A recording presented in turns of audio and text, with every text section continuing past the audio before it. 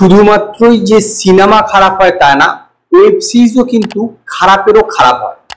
আমাকে যদি কেউ জানতে চায়, অনেকেই এটা বলে যে কত খারাপ হতে পারে, তাহলে তাদের আমি বলবো দা রয়্যাল ওয়েব সিরিজটা নেটফ্লিক্সে গিয়ে দেখুন, তাহলেই বুঝতে পারবেন যে খারাপ কোন লেভেলে হতে পারে। হাগারও বিভিন্ন লেভেল হয়, যেমন শক্ত, নরম, তার চেয়ে নরম, তার চেয়ে খারাপ, দুর্গন্ধযুক্ত। এটা হলো ঠিক এক্স্যাক্টলি তাই, দুর্গন্ধযুক্ত একটি ওয়েব সিরিজ। যেই ওয়েব সিরিজে যখনই দেখছেন তখনই দেখা যাচ্ছে যে চুলকানি জেগেছে, যখন তখন তাদের মধ্যে সেক্স করার ইচ্ছে থাকছে, মানে এমনই চুলকানি পুরো ওয়েব সিরিজটা। পুরো ওয়েব সিরিজের গল্প, ছাতার মাথা কি এটা ইম্পর্টেন্ট নয়, শুধুমাত্র পয়সার সাধ্য। নেটফ্লিক্সকে পুরো চুনা লাগিয়ে এর পয়সা দিয়ে প্রডিউসার সাধ্য করেছে, এবং এই ওয়েব সিরিজ দেখবার জন্য আমার প্রাপ্য হচ্ছে এটাই, একদম এই জিনিসটাই আমার প্রাপ্য। কারণ আমার মতো লোককে এরকম জিনিস দেখতে হয়, এটাই হচ্ছে সবচেয়ে বড় খারাপ ঘটনা আমার জীবনে, যে আমি দা রয়্যাল ওয়েব সিরিজটা দেখেছি।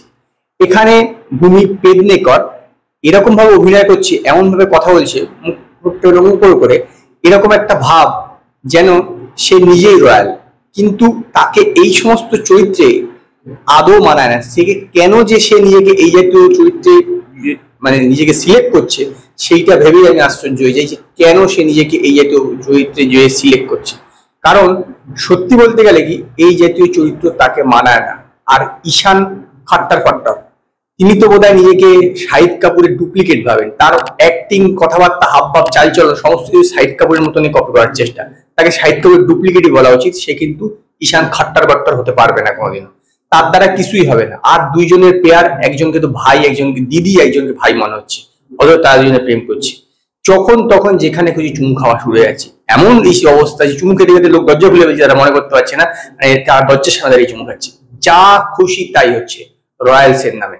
আর পুরো এই মানে ওয়েব সিরিজটাতে এমন ভাবে সেট ডিজাইন করা হয়েছে, এমন সব দেখানো হচ্ছে যেন করণ জোহরের সিনেমা। শুধু করণ জোহর ডাইরেক্ট করছে না, আর এর ডাইরেক্টর একজন ফিমেল ডাইরেক্টর, মানে যে সে দুর্দান্ত একটা কিছু বানাবে এরকম কখনই আশা করবে না। তিনি একটি দুর্গন্ধযুক্ত টাকটুও ওয়েব সিরিজ বানাতে পারেন, সেইটা হচ্ছে এই দা রয়্যাল ওয়েব সিরিজটা।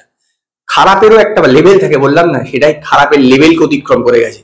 যেরকম ভাবে এখানে সবাই যেরকম কথা বলছে, যেরকম ভাবে কমেডি করছে, মনে হচ্ছে না পেটে লাথি মেরে বলছে ভাই কমেডি করে দেখা, তোরা কি পারবি? তখন ওরা বলছে ঠিক আছে দেখাচ্ছি আমি, বলে কমেডি শুরু করছে। মানে খারাপেরও একটা খারাপ থাকে, কি বলবো।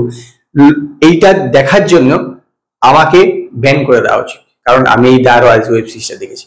আর কোনো মার্কসের কথা জিজ্ঞেস করবেন না, আমি লজ্জা পেয়ে যাচ্ছি।